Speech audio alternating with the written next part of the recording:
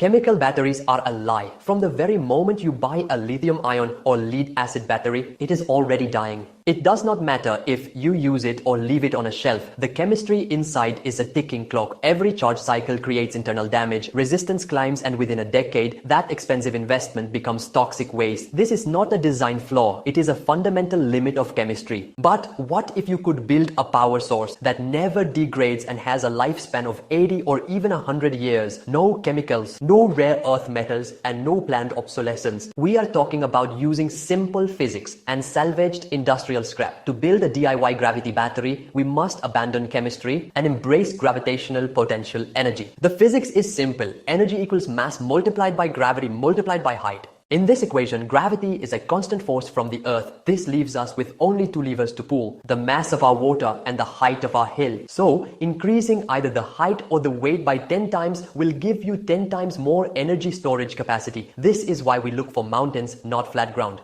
A small amount of water at a massive height is worth more than a lake at sea level. This is pure physics that no software update can ever break. Let us look at the numbers because they do not lie. We will be lifting 20,000 kilograms of water and raising it 500 meters up a hill. That gives us E equals 20,000 multiplied by 9.81 multiplied by 500. This equals 98,100,000 joules. That is roughly 27.25 kilowatt hours of raw energy stored from one full charge of the system. Now, let's talk about power. Power is energy divided by time. So if we release all of that stored energy in just 1 minute, the peak power output would be roughly 1.6 megawatts of instantaneous power, but we don't use it like that. Aim for a practical, safe output. Nothing is 100% efficient. We estimate a 65% overall system efficiency after considering turbine, generator, and wiring losses. This gives us about 17.7 kilowatt hours of usable energy. If we release that over 1 hour, we get 17.7 kilowatts of steady power. Over 2 hours, about 8.85 kilowatts. Let's start with the construction part. There's this great news, guys. I have this new website, www.electrondeals.com. You can see there are so many countries listed for products to buy from Amazon, and if not, then there is Banggood Worldwide. Here you can see similar products are going to be listed in 2 pages, just like the other countries. And if we click on the buy on Amazon link, you are going to be redirected directly to that page of the product from where you can buy. You don't have to go and search for the products. Link will be provided in the description. You can check it out. So coming back to the video, you need 20 steel tanks, each capable of holding 1,000 liters. Look for scrap tanks from industrial sources. They are cheaper and often built to handle pressure. We mount these tanks securely on a hill 500 meters above ground level. Next, we will use 40mm thick pressure rated pipes and a T-connector to connect all the tanks together at their bottom surfaces with an input opening. After that, use more steel pipes. Start by connecting one of them to the T-connector, followed by end-to-end pipe connections anchored tightly along the slope. This avoids vibration and wear on the hill until pipe reaches the ground. At the bottom of the hill, you have to dig a reservoir that can be filled with 25,000 liters of water from the government supply line. Next is the $700 water pump, which is a 5.5 kilowatt bore well submersible model rated for a 550 meter head height. To install it, dig a deep hole below the bed level of this reservoir. This depth should be enough to keep the pump fully submerged underwater even after it has pumped 20,000 liters of water to the tanks. Next, we will use another steel pipe, a T-connector, and a one-way valve to connect the output of this water pump to the main pipe. This one-way valve prevents the backflow of water from the tanks. After that comes the third opening of this T-connector, to which you will add another steel pipe with a pressure-rated nozzle and valve. Next, we will use a Pelton wheel turbine of around 21 centimeters in diameter, which is ideal for high pressure, low flow applications. This wheel will be connected to a permanent magnet DC motor like the kind used in treadmills. I recommend a 3 kilowatt motor rated at 180 volts and 4000 RPM. This motor becomes our generator. Please note that I have not recommended a car alternator here, but why?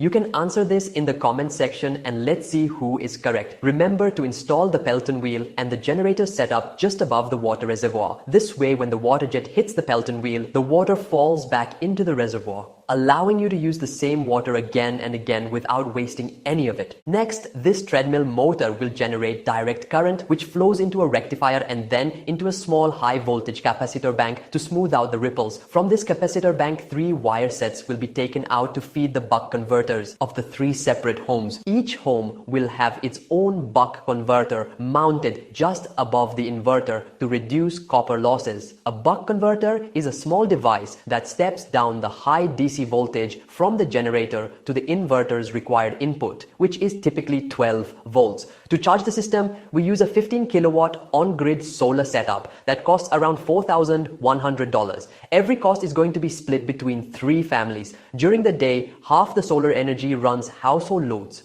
and the other half powers the 5.5 kilowatt water pump. It pushes the water from the ground up to the tanks at around 12 liters per minute of water flow. This will take around 28 hours or 4 sunny days to completely fill the tanks. Before starting the testing and demonstration, make sure that you have turned off the home inverter mains switch as well as the inverter. Next, get a multimeter and set it to 200 volts DC measurement mode. Connect its probes to the positive and negative terminals of the capacitor bank. Slowly open the valve so that the water starts spraying out at high speed and the Pelton wheel starts spinning at high RPM. This time, you should see voltage on the multimeter display screen. Keep increasing the nozzle opening until it reaches the full 180 volts DC. At this time, you can turn on the inverter, which will then safely power up the connected appliances of all 3 houses. Please note that water pressure is going to be as high as 49.05 bar, which is around 712 psi. So make sure that you get good condition high pressure rated pipes accordingly. Also make sure that you don't close the valve really fast to avoid water hammer that can destroy your setup. Now, let's assume that each house runs its 600 VA inverter at full output, which is roughly 1.8 kilowatts of total continuous power. Our gravity bank, after 65% of conversion efficiency, stores about 17.7 kilowatt hours of energy. This gives about 9.8 hours of runtime.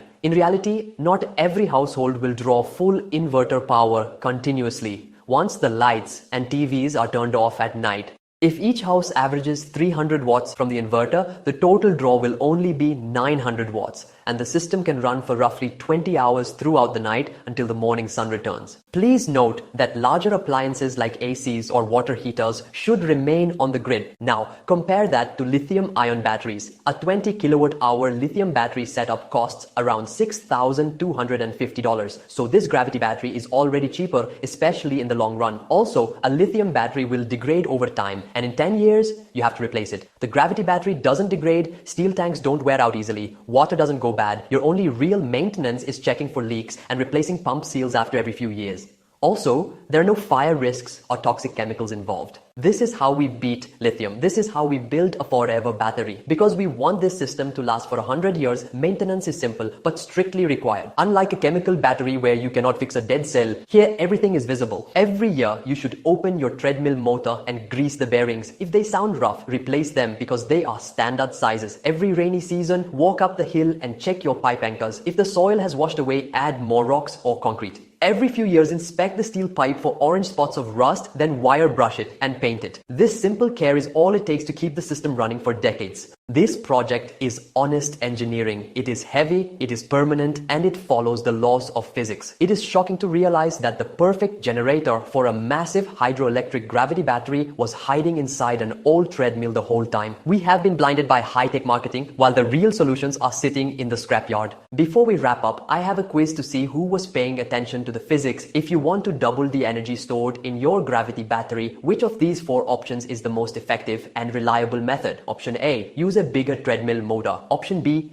double the vertical height of the water tank. Option C, use a more expensive inverter. Option D, double the size of the water storage tank. Think about the formula energy equals mass multiplied by gravity multiplied by height and write your answer in the comments below. If you are tired of buying expensive lithium technology every few years and love the thrill of the scrap hunt, please support this channel by becoming a channel member. Also, subscribe and hit the bell icon so you never miss a build. Make sure to share this video with your friends who understand the value of real engineering. Thank you for watching, and I will see you in the next video.